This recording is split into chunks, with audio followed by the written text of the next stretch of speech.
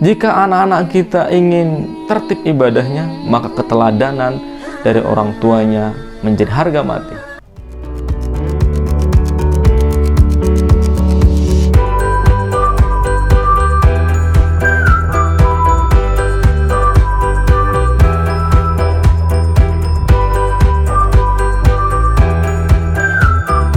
Bismillahirrahmanirrahim. Assalamualaikum warahmatullahi wabarakatuh. Alhamdulillahirrabbilalamin. Wal'aqibatul lil muttaqin. Asyhadu an la ilaha illallah. Allahumma shalli ala Muhammad wa ala alihi washabihi ajmain. Bagaimana kabar ayah bunda semuanya? Sehat semuanya?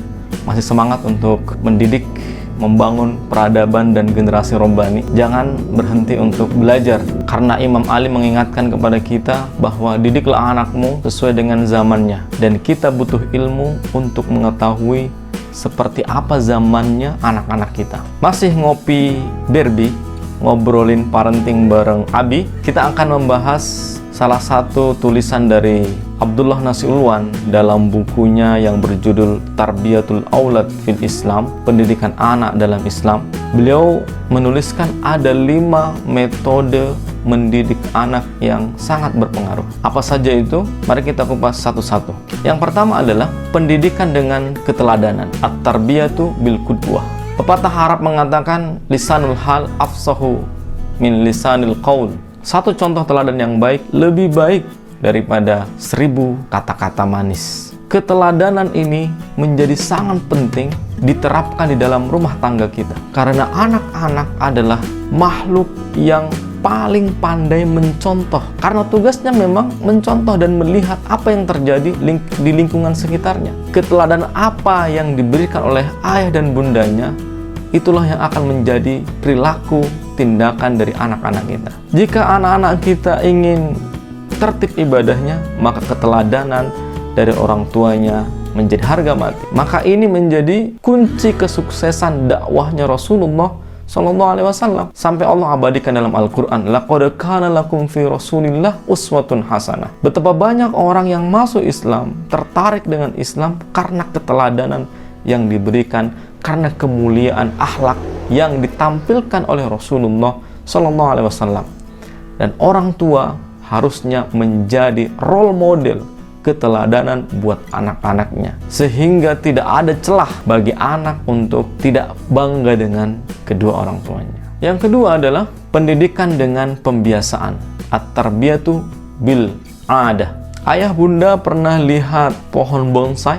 Bagaimana dia dibentuk sejak awal, meliuk-liuk mengikuti apa yang diingini oleh sang pemiliknya. Maka di dalam rumah tangga, pembiasaan hidup Islami menjadi sangat penting. Biasakan semua anggota keluarga, ayah dan bunda, dan anggota keluarga yang lainnya makan dengan duduk. Sebelum makan membaca basmalah, cuci tangan. Setelah makan membaca hamdalah, mengawali aktivitas sehari-hari dengan berdoa. Memasuki kamar mandi berdoa, keluar kamar mandi berdoa, hendak tidur berdoa, bangun tidur berdoa. Begitu pula pembiasaan dalam hal ucapan. Anak-anak biasakan mengucapkan terima kasih ketika ditolong dan dibantu. Anak-anak jangan biasakan memerintahkan orang tuanya tanpa mengucapkan kata tolong. Abi tolong ambilin, Umi tolong ambilin. Begitu pula saat melakukan kesalahan, anak-anak harus dibiasakan meminta maaf, baik itu kepada saudaranya maupun kepada kedua orang tuanya. Dan yang paling penting tentunya, orang tua juga tidak boleh gengsi dan malu untuk menunjukkan permintaan maaf kalau bersalah. Bagi anak putri yang terkadang orang tua mengeluh anak remajanya tidak mau menggunakan jilbab, bisa jadi pembiasaan itu tidak dilakukan sejak dini. Meskipun anak-anak perempuan yang belum balik tidak memiliki aurat, namun mengajarkan menggunakan jilbab sejak dini, membiasakan menutup aurat, akan memunculkan rasa malu, sehingga menjadi kebiasaan. Ketika tiba perintah untuk menggunakan jilbab, dia sudah tidak merasa berat lagi. Kenapa? Karena sudah terbiasa. Ayah bunda yang berbahagia, yang ketiga adalah pendidikan dengan nasihat. Yang perlu diperhatikan ketika kita memberikan nasihat adalah caranya dan waktunya. Bisa jadi caranya benar tapi waktunya salah, nasihat itu bisa tidak sampai. Atau mungkin waktunya tepat tapi caranya salah, juga pesan tidak akan sampai. Biasanya kami menyampaikan nasihat-nasihat itu menjelang anak-anak tidur. Kita sampaikan dari hati ke hati. Kita bisa belajar bagaimana metode uslub yang digunakan Al-Quran untuk menyampaikan pesan-pesan kepada manusia. Terkadang Al-Quran menggunakan metode cerita.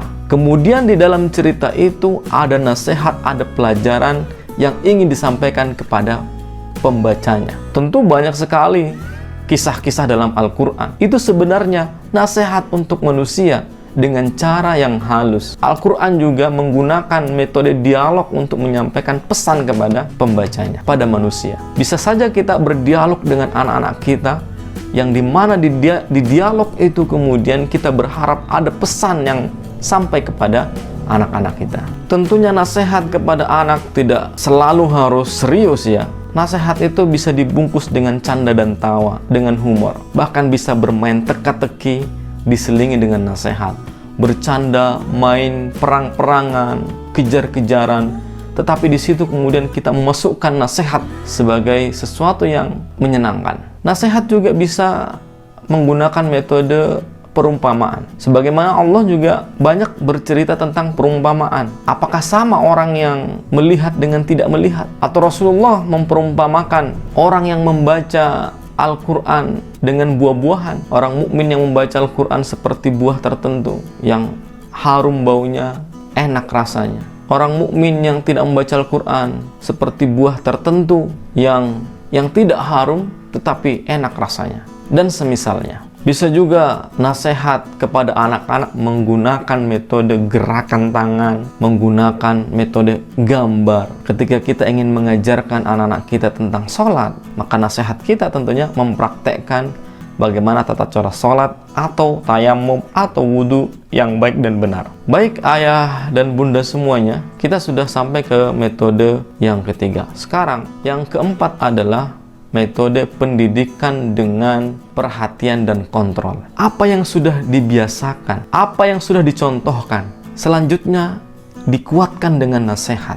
Maka yang keempat adalah dikontrol dan diperhatikan. Kita juga harus mengontrol dan mengawasi moral anak-anak kita.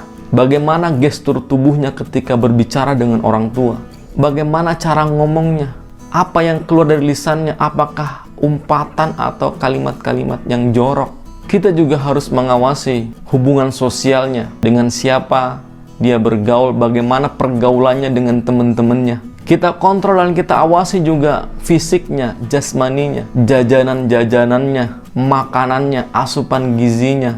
Yang tidak kalah penting adalah kejiwaannya, rasa percaya dirinya, motivasi kompetisinya, semangat belajarnya, dan lain sebagainya. Metode yang kelima adalah metode pendidikan dengan hukuman, at-tarbiyatu bil iqabah. Jika keteladanan sudah, pembiasaan sudah, nasihat sudah, controlling, pengawasan sudah, maka alternatif yang terakhir adalah dihukum.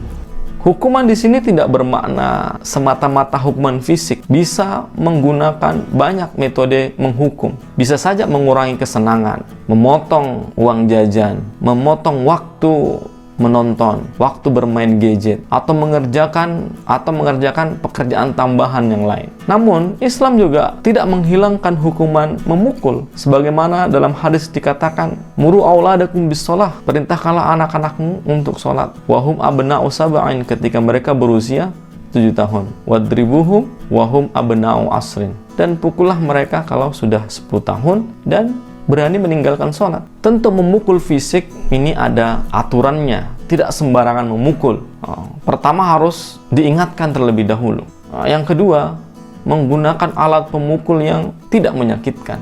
Yang ketiga, memukul bukan untuk menghukum, tapi mendidik. Beda, apalagi menghukum untuk balas dendam. Yang keempat, memukul daerah-daerah yang tidak terlarang seperti kepala, wajah, alat-alat vital. Yang keempat, memukul tidak dengan kekuatan penuh, tapi terukur dan tidak di tempat itu secara berkali-kali. Tangan misalnya dipukul sekali dan di situ berkali-kali, tapi harus merata. Jika dipukul bagian atas, tengah, dan bawah, itu pun tidak boleh bertubi-tubi. Harus ada jeda sehingga sakitnya sembuh dulu, baru kemudian dihukum, dipukul selanjutnya. Meskipun dibolehkan menghukum secara fisik, tapi ada ketentuannya yang harus diperhatikan. Kelima metode ini bisa kita praktekkan di dalam rumah tangga kita untuk anak-anak kita yang lebih baik. Semoga ikhtiar kita, keseriusan kita mengemban amanah dari Allah Subhanahu wa taala ini dibersamai Allah. Karena usaha kita tentunya tidak akan berguna kalau Allah tidak ridho dengan kita. Semoga bermanfaat. Jangan lupa untuk subscribe. Ketemu lagi kita di topik yang lain. Assalamualaikum warahmatullahi wabarakatuh.